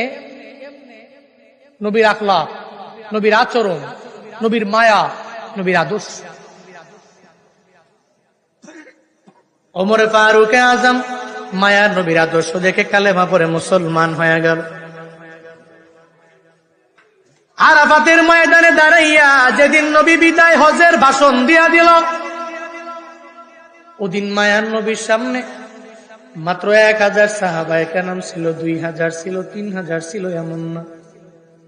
ওদিন নবীর সামনে সাহাবায়ে কেরাম ছিল বান্দা 1.5 লাখ। কেমনে হলো? নবী মাইরা পিটায়া বানায় নাই, বরং নবীর হাতে কালেমা পড়ে এরা মুসলমান হইয়া এরা নিজের পরিপূর্ণ দামি বানাইল। সব আমার মায়ার নবীর আদর্শের দ্বারা সম্ভব হয়ে গেল। নবীর আদর্শের মাধ্যমে সাহাবায়ে কেরাম কালেমা পড়ে মুসলমান হয়ে যায়। কেমন আদর্শ জাননি? যখন ইহুদির বাড়িতে কাজের জন্য মায়ার নবী যায়, হাসান হুসাইন নাইসা যখন মায়ার নবীর দরবারে কান্না কর, ও নানা আমার পেটে খাবার নাই, ক্ষুধায় যন্ত্রণা সহ্য করতে পারি না, একটু খাবার দিয়ে দাও। যখন নানায় বলে, নাতিরে খাবার দিতে পারবো না, মায়ার নবী বলে, দাঁড়াও, তোমাদের জন্য আমি খেজুরের ব্যবস্থা করে দিব, খাবারের ব্যবস্থা করব। মায়ার নবী দৌড়াইয়া ইহুদির বাড়িতে রওনা হয়ে যায় কাজ করার জন্য। যেই নবীকে আল্লাহ বললেন, ও পয়গম্বর, পুরা উহুদ পাহাড়টারে আমি গোল্ডের পাহাড় বানায় দিব গো নবী আমার, যদি অ্যাকসেপ্ট করেন আমি আল্লাহ বলতে দেরি হইতে দেরি হবে না। মায়ার নবী জানায় দেয়, আল্লাহ আমার লাগবে না, এক বেলা পাবো আলহামদুলিল্লাহ পড়ে নিব, আর এক বেলা পাবো না নিজের পরিপূর্ণ সাবির বানায় নিব। হাসান হুসাইন যখন কান্দে, এদের মায়া পড়ে ইহুদির বাড়িতে কাজের জন্য যায়। ইহুদির বাড়িতে যায় বলে, ইহুদি বাড়ির মধ্যে কাজ আছে। কই, কে তুমি? তোমারে দেখলে মনে হয় বংশের ভালো বংশের মানুষ, কেন তুমি কাজের জন্য আমার বাড়িতে আসলা? কই, আমি কোন বংশের মানুষ জানার দরকার নাই, আমার পরিচয় তোমার জানার প্রয়োজন নাই। ও ইহুদি রে, বাড়ির মধ্যে কাজ আছে, নিয়ে আগে আমারে জানায়া দাও। বলে, কাজ আছে? বলে, আমার খেজুর গাছের চারার মধ্যে যদি কূপ থেকে বালতি দিয়া পানি উঠে দিতে পারো, একটা বালতির বিনিময়ে তোমার 3টা খেজুর দেওয়া হবে। মায়ার নবী কাজের জন্য গ্রহণ করে নেয়। আর বাঙালিরা একটু বিপদে পড়লেই ভিক্ষা বৃত্তি করার জন্য মাঠে নেমে যায়, রাস্তায় নেমে যায়। মাঝে মাঝে ভিখারীদেরকে দেখলে মনে হয় এত ভালো মানুষ, ভিক্ষা করার জন্য দরওয়াজায় যায়। আবার এমন ভিখারি আছে যেই বাড়িতে পর্দা করে নিজেও মানে না, পর্দাও করে না, দরওয়াজাটা ধাক্কায়া ভিতরে ঢুইকা যায়, এতটুকু বুঝে না এটাই বাড়ির লোকেরা পর্দা করে, মহিলারা পর্দার সঙ্গে আছে, এতটুকু বুঝে না। আবার কিছু কইলে কয়, হ্যাঁ এতিমের ধমক দেওয়া যাবে না, ভিখারির ধমক দেওয়া যাবে না। ও আম্মা সাইলা ফালা তানহার, কোন সাইলকে ধমক দেওয়া যাবে না, আল্লাহ পাক জানায়া দিল। এজন্য ধমক দিতে পারবে না বলেই বারবার পর্দা করনেওয়ালা একটা বাড়ি যখন ওই বাড়ির দরবারে যায়, ওদিনও আমার বাড়ির মধ্যে সবাই তো পর্দা করনেওয়ালা, 500 টাকা নেওয়ার জন্য বাড়ির মধ্যে কে যেন দেখায়া দিল। এলাকায় গেলেই সবাই বলে, অমুক বাড়িতে গেলে তুমি পাইবা যাও। হুজুর ওই বাড়িতে আছে, গেলে পাইবা, 500 হোক 1000 হোক, টিহা পাইবা, যাও। গেছে বাড়িতে গিয়ে বাড়ি আমি নাই, দরওয়াজা ঢাকা ঢুকাশ করছে, টাকা লাগবে। আহা বাবা, তোমার টাকা লাগবে, এই বাড়ি পর্দা করনেওয়ালা বাড়ি, সমস্ত নারীরা পর্দা করে, দরওয়াজা ঢাকায়া মনে ভাঙ্গা ফেলবে, কেমন খারাপ। এরপর পরবর্তীতে আমি আর কিছু বলি নাই, পাইছি টাকা 500 দিয়ে দিছি, যাও। কিন্তু আল্লাহ পাক বলছেন, ও আম্মা সাইলা ফালা তানহার, এটা ধমক দিও না। কিন্তু কারো আছে বুঝ কম, খালি একটু বিপদে পড়লেই ভিক্ষার জন্য রাস্তায় নেমে যায়। মায়ান নবী হাসান হুসাইনের পেটের মধ্যে খাবার দেওয়ার জন্য নবী ইহুদির বাড়িতে রওনা। ইহুদিও যখন কাজ শিখাইয়া দিল, বলে 1 বালতি পানি উঠাইয়া দিতে পারলে 3টা খেজুর তোমারে দেওয়া হবে।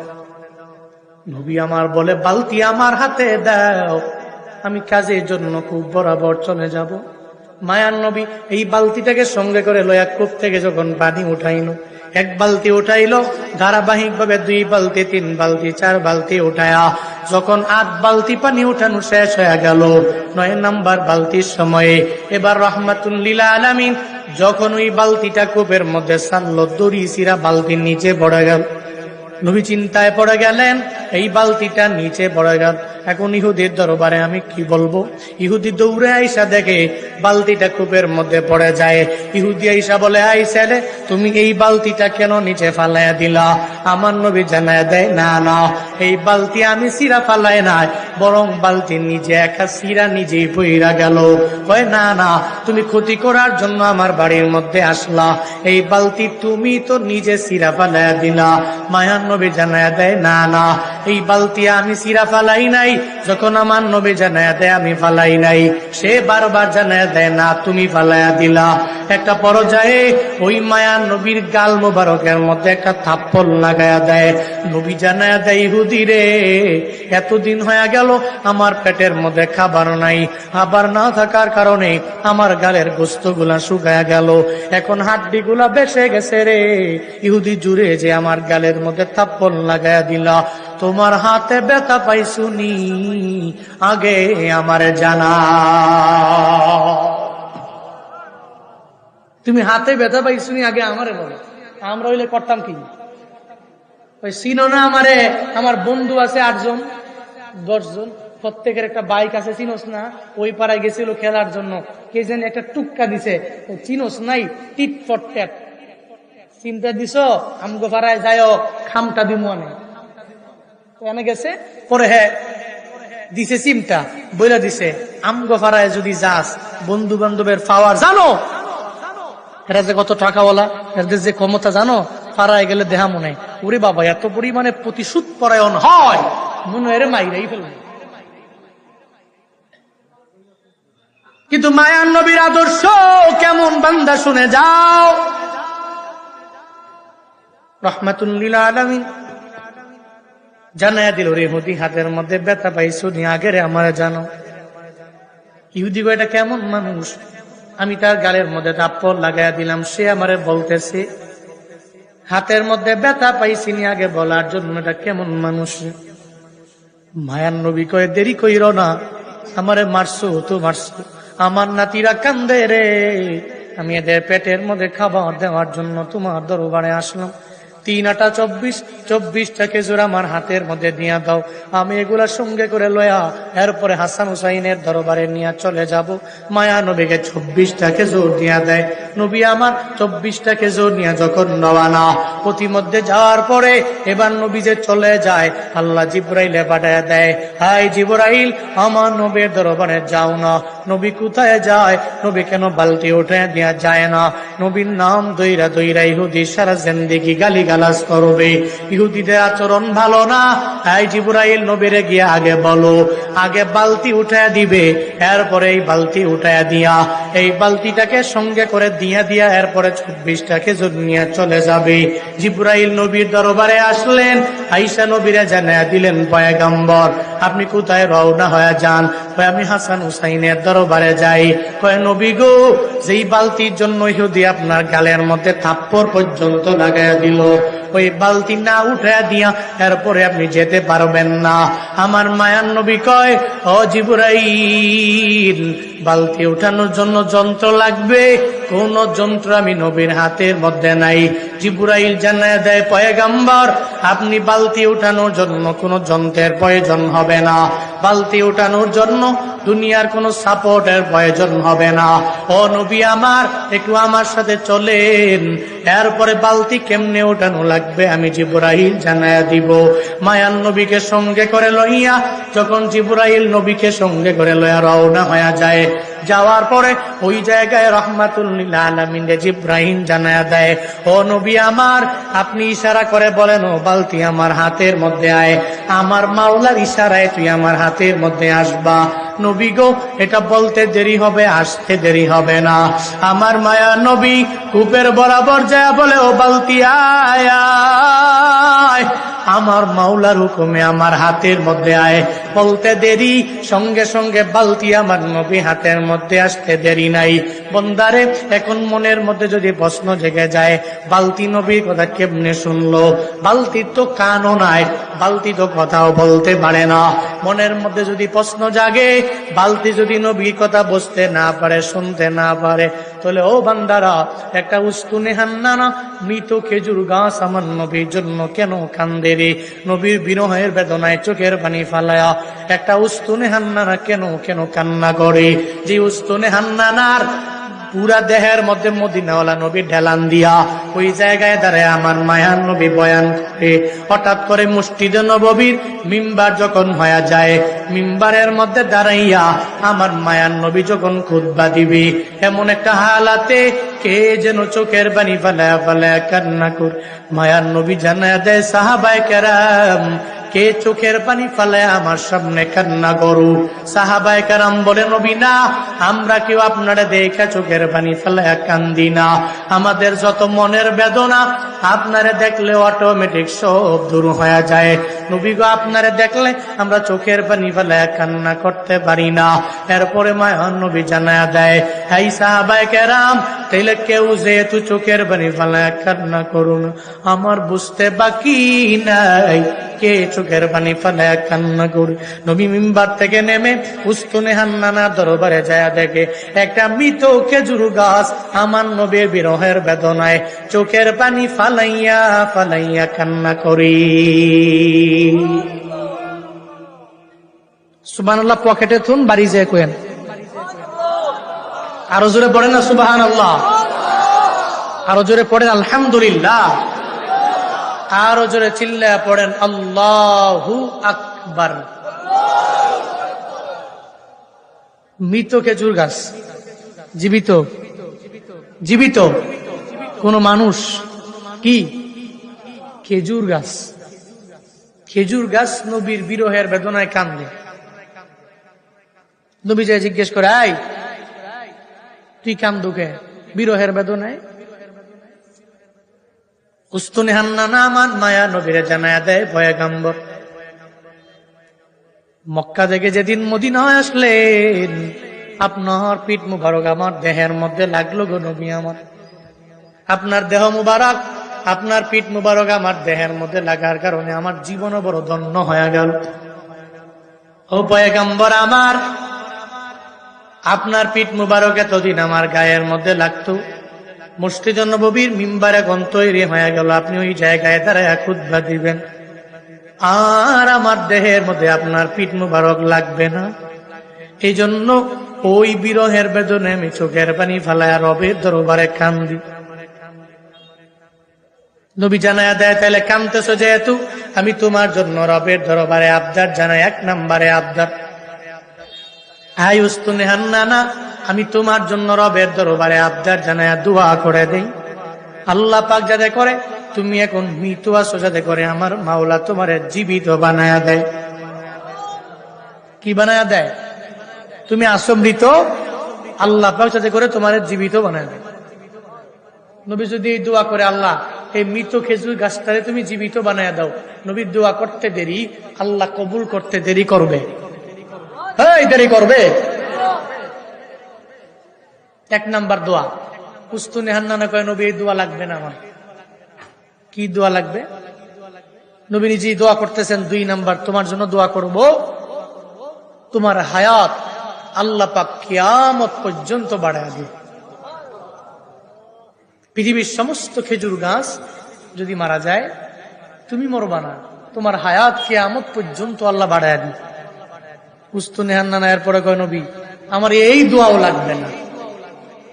কি দোয়া লাগবে? নবী 3 নম্বরে দোয়া করলেন, আমি আল্লাহর কাছে তোমার বরকতের জন্য এত পরিমাণে দোয়া করি, আল্লাহ পাক যাতে করে তোমার পুরো দেহতে 12 মাস এক টানা খেজুর দেয়। পৃথিবীর কোনো খেজুর গাছে যখন খেজুর থাকবে না, তোমার দেহের মধ্যে আল্লাহ খেজুর দিয়া ভরপুর করে দিবে। এর উপরে উস্তনে হান্নানা জানায় দেয়, নবী আমার এই দোয়াও লাগবে না। 4 নম্বরে নবী দোয়া করে দেয়, হ্যাঁ উস্তনে হান্নানা 4 নম্বরে আমি রবের দরবারে দোয়া করে দিলাম, আল্লাহ পাক যাতে করে তোমার দেহের মধ্যে এত পরিমাণে বরকত বাড়ায়া দেয়। আমি রবের দরবারে আবদার জানাই, আল্লাহ গো এই উস্তনে হান্নানার পুরা দেহের মধ্যে এত পরিমাণে তুমি খেজুর দিয়া দিবা, পুরা দুনিয়ার মানুষের আইসা যদি তার থেকে খেজুর নেয়, এরপরেও যাতে করে কোনো কমতি না হয়, নিয়ে যাবে, এরপরে আবার বাড়বে, আবার নিয়ে যাবে, আবার বাড়বে, আবার নিয়ে যাবে, আবার গ্যাপ পূরণ হয়ে যাবে, আবার নিয়ে যাবে, আবার গ্যাপ পূরণ হয়ে যাবে। আল্লাহ গো যাতে করে তার খেজুরের মধ্যে এত পরিমাণে বরকত হয়ে যায়। এরপরে উস্তনে হান্নানা বলে, নবী আমার এই দোয়াও বিন্দু মাত্র পরিমাণ প্রয়োজন নাই, আমার এই দোয়াও লাগবে না। 4টা দোয়া নবী করলেন। এরপরে 4টা দোয়ার ব্যাপারে জানায়া দিল, ও পয়গম্বর আমার একটা দোয়াও বিন্দু মাত্র পরিমাণ প্রয়োজন নাই, কারণ নবী গো এই দুনিয়াতে তো আপনি দুনিয়া থেকে বিদায় নিয়ে চলে যাবেন, আপনার যেদিন মরণ হয়ে যাবে ওদিনের পর থেকে আর জীবনেও কোনোদিন আমি আপনারে দেখতে পারবো না। দুনিয়া শেষ হয়ে যাবে, আর দুনিয়া ফানিয়া ওয়াল আখিরাতু বাকিয়া, দুনিয়া ধ্বংস হবে, আখিরাত এমন একটা জায়গা, ওই জায়গা বাকি থাকবে, বাকি থাকবে, বাকি থাকবে। ও পয়গম্বর আমার এই দুনিয়ার মোহের প্রয়োজন নাই, যে আখিরাত বাকি থাকবে ওটা আমার বড্ড প্রয়োজন গো পয়গম্বর। দুনিয়া আমার লাগবে না, দুনিয়াতে আমার বেঁচে থাকাও লাগবে না, আমার দেহের মধ্যে এত খেজুরের প্রয়োজন নাই, আমার খেজুরের মধ্যে এত বরকতেরও আমার কোনো প্রয়োজন নাই। আমি মৃত আছি, আমার জীবিত হওয়াও লাগবে না, কারণ দুনিয়া প্রয়োজন নাই, আমার আখিরাত লাগবে। একটা খেজুর গাছ হইয়াও বান্দা দুনিয়ার প্রায়োরিটি না দিয়ে আখিরাতের প্রায়োরিটি দেয়। অথচ কপাল পোড়া মুসলমানেরা ওয়াজ শোনার জন্য বিভিন্ন মাহফিলে যায়, ফজরেও যায় না, জোহরেও যায় না, আসরেও যায় না, মাগরিবেও যায় না, এশাও যায় না, নামাজও পড়ে না, রমজানের রোজাও রাখে না, নেক আমলের লাইনে অগ্রগামী হয় না। মাগার আসরের সময়ে শাটার বন্ধ কইরা একটু নামাজের জন্য মসজিদে যেতে পারে না, এমন বাজারের দোকানদার আছে না নাই? আসেনি? বাজারের সমস্ত দোকানদার নামাজি, বাজারের সব দোকানদার নামাজ পড়ে। দেখবেন কেউ আছে আজান দিতে দেরি, ভাই নামাজে যাবো, দরওয়াজা বন্ধ করে দিয়া শাটার ফালায়া দৌড়ে মসজিদে যায়। আবার এমন কেউ আছে এর কাশি দিয়া বাইন্দাও মসজিদে নেওয়া যায় না, ও শাটার বন্ধ করে না। ওর মনের মধ্যে চিন্তা আছে, কি চিন্তা? ওর মনে চিন্তা হইলো দুনিয়া লাগবো, কিন্তু আখিরাতের বিন্দু মাত্র পরিমাণ চিন্তা নাই। দুনিয়ার মোহে এমন ভাবে পড়ে গেল যেটা দুনিয়া ফানিয়া ওয়াল আখিরাতু বাকিয়া, দুনিয়াটা ধ্বংস, যে পৃথিবীতে কেউ থাকতে পারবে না, দুনিয়া ধ্বংস। আর আখিরাত এমন এক জায়গা বাকি থাকবে, বাকি থাকবে, বাকি থাকবে। কিন্তু কপাল পোড়া মুসলমান দুনিয়ার মোহে পড়ে আখিরাতের চিন্তাটাকে বাদ দেয়। আছে না নাই? উস্তুনে হান্নানা কয়, নবী আমার দুনিয়া বিলাইনে এই একটা দোয়াও প্রয়োজন নাই। কি লাগবে বলো? কয় আখিরাতে যেই জান্নাতের মালিক আপনি হবেন, ওই জান্নাতের মধ্যে আমি থাকবো, আপনার পাশাপাশি থাকবো একই জান্নাতে। আমি জান্নাতে ঢুকলে ওখানে খালিদিনা ফিহা আবাদান আবাদা, সেখানে ঢুকলে ওখান থেকে বের হইবারও মন চায় না, আল্লাহ পাক দইরা বেরও করবে না। যেই জান্নাত আবাদান আবাদা, অনন্তকাল থাকবো ওই জান্নাতে। যেই জান্নাতে আপনি থাকবেন, আমি আপনারে দেখা দেখা আমার পুরো জীবনটারে আমি ধন্য বানায় ফেলবো। দুনিয়াতে তো 70, 80, 100, 200, 1000, 1500, 2000, 3000, 5000 বছর আমি বাঁচতে পারবো, কিয়ামত পর্যন্ত আমি বাঁচবো ঠিকই, কিন্তু এটার তো লিমিট আছে। জান্নাতে ঢুকলে তো লিমিট নাই, ওটা তো আনলিমিটেড। আল্লাহ পাক জান্নাতের ভিতরে ঢুকাইয়া দিবে। রবের কাছে দোয়া করেন যাতে হাসরের ময়দানে আল্লাহ পাক রব্বুল আলামিন আপনাকে যেই জান্নাতে দেয় আমারেও যাতে করে ওই জান্নাতে দেয়, ওই জান্নাতের মালিক যাতে করে আমি হতে পারি, আর আপনার চেহারা মুবারক দেখে আমি আমার পুরো হাসরের ময়দানের আখিরাতের লাইফটা কাটায়া দিতে পারি। চিল্লে পড়া যাবে না আল্লাহু আকবার।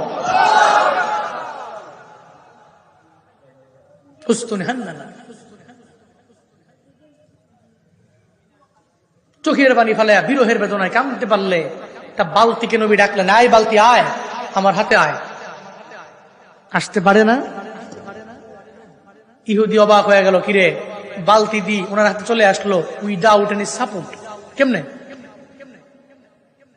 নবী আমার ডেকে বলে, ইহুদিরা তোমার বাড়ির মধ্যে থাকবো না, আমারে বিদায় দাও, আমার হাসান হুসাইনের দরবারে আমি চলে যাব।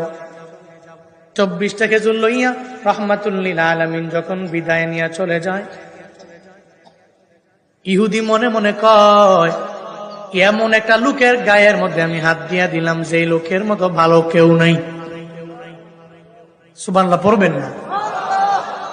যেই লোকের মতো আদর্শবান মানুষ এই এলাকার মধ্যে আর কেউ হতে পারে না।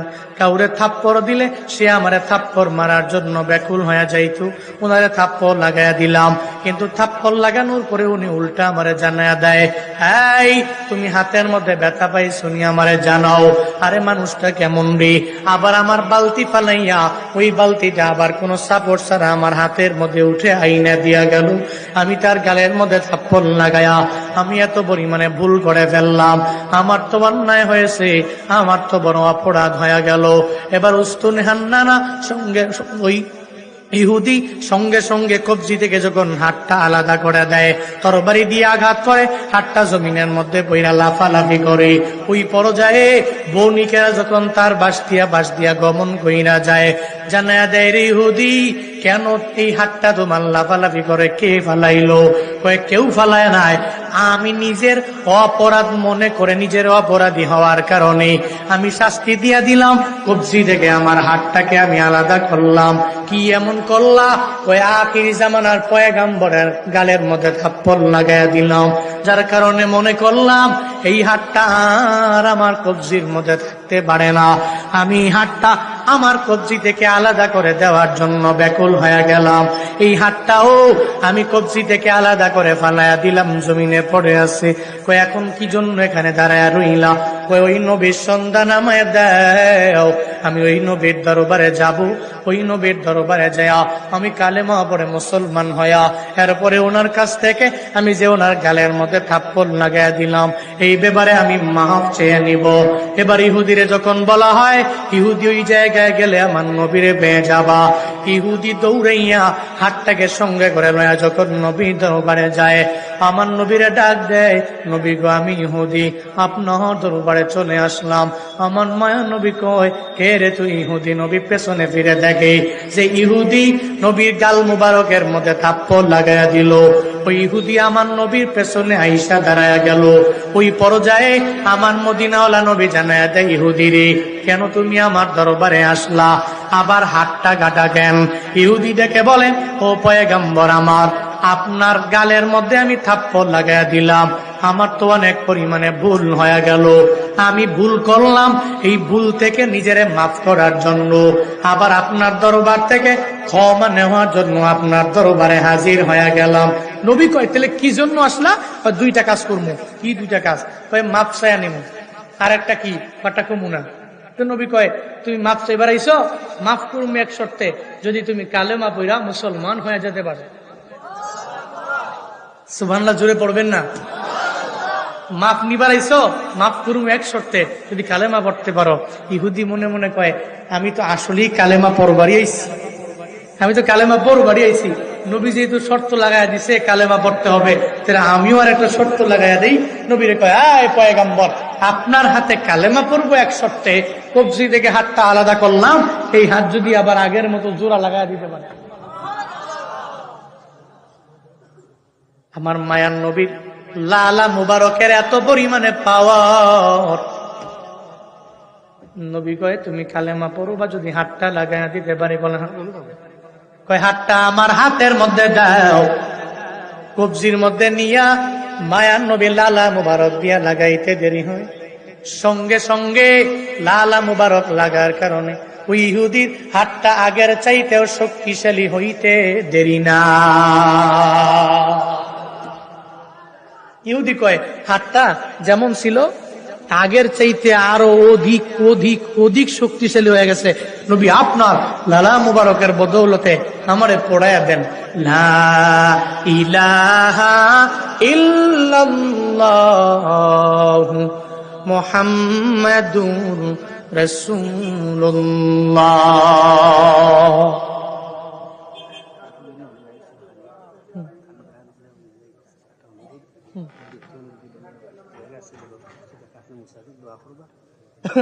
পাঠাই দিবেন। ইহুদি, হ্যাঁ ইহুদি কালেমা পড়ে মুসলমান হয়ে গেল কেমনে? নবী যদি ওই দিন নবীর যে আদর্শ, এই আদর্শের মালা গলায় লাগায় এই আদর্শ দিয়ে যদি ওরা না ডাকতেন, যদি থাপ্পড় দিছে, যদি কইতো যে আমার আবু বকর আছে, ওমর আছে, আমি এদের সঙ্গে করে নিয়ে আসবো, নিয়ে আইসা তোমার প্রতিশোধ আমি নিয়েই ছাড়বো, যদি বলতেন, তাহলে কশ্চিন কাল ইহুদি নবীর ধর্মে আসতেন না, নবীর কাছেও আসতেন না, নবীর কাছেও ভিড়তেন না। নবী তাকে কালেমা পড়ে মুসলমান বানালেন। সে মুসলমান হলেন কেমনে? তরবারি নয়, যুদ্ধ নয়, নবীর আদর্শের মাধ্যমে। ইন ফিউচারে আমাদের যে লিডাররা এদেশে নেতৃত্ব দিবেন, আপনারাও মনে রাখবেন, চলার পথে নবীর আদর্শের মালা গলায় লাগায়া যদি চলতে পারেন, মনে রাখবেন এই আদর্শের মালা গলায় লাগাতে পারলেই আপনার মরণের পরে কেউ আলহামদুলিল্লাহ পড়বে না, মরণের পরে চোখের পানি ফালায়া ইন্নালিল্লাহ পরে কানবে, চিল্লা কাও ঠিক কিনা? যদি নবীর আদর্শের মালা গলায় লাগায় নেতাগিরি করতারেন, তাহলে নেতৃত্ব দিতে আইসেন, এমন জালেম হয়েন না, মাজলুমদের উপরে বারবার জুলুম করবেন, নির্যাতন করবেন। বিষয়টা এমনই হবে, আপনার মরণের পরে মানুষ একটাও ইন্নালিল্লাহ পড়বে না, খালি আলহামদুলিল্লাহ পড়বে। আল্লাহ আমাদের সবাইকে এমন নেতা দান করেন, যেই নেতা আদর্শবান নেতা হবে, মদিনাওয়ালা নবীর আদর্শের মালা গলায় লাগায়া যেই নেতা অগ্রগামী হবে, এমন লিডার, এমন নেতা আমাদেরকে দেখে মৃত্যুবরণ করার তৌফিক দান করেন। সকলেই পড়ি আমিন। আরো জোরে পড়ি আমিন, আর একটু আওয়াজ করে পড়ে না আমিন। আল্লাহ আমাকে আপনি দেখায়েন, আল্লাহ প্রত্যেককে এমন লিডার আপনি দিয়েন, এমন নেতা আপনি দিয়েন, প্রত্যেককে দেখার মতো সৌভাগ্য দিয়েন। আমার দেশ এমন কিছু লিডার, এমন কিছু নেতারা নেতৃত্ব দিবে আমার দেশের, যে সমস্ত নেতারা কোনো অন্যায় করবে না, কোনো অপরাধ করবে না, কোনো জুলুম করবে না, নির্যাতন করবে না। আমাদেরকে কিছু দিলে দেখ, না দিলে নাই, কিচ্ছু করতে পারে নাই, মাগার দুর্নীতি করবে না, জুলুম করবে না, একটা গরিব মানুষের উপরে বারবার তার শেষ জমিটুকু, শেষ সম্বলটুকু কেড়ে নেওয়ার জন্য ট্রাই করবে না, এমন একটা দুর্নীতি মুক্ত সমাজ এবং ওই সমাজের লিডার আমাদেরকে দেখে যাওয়ার মতো তৌফিক আপনি দান করেন। সকলেই পড়িয়া আমিন।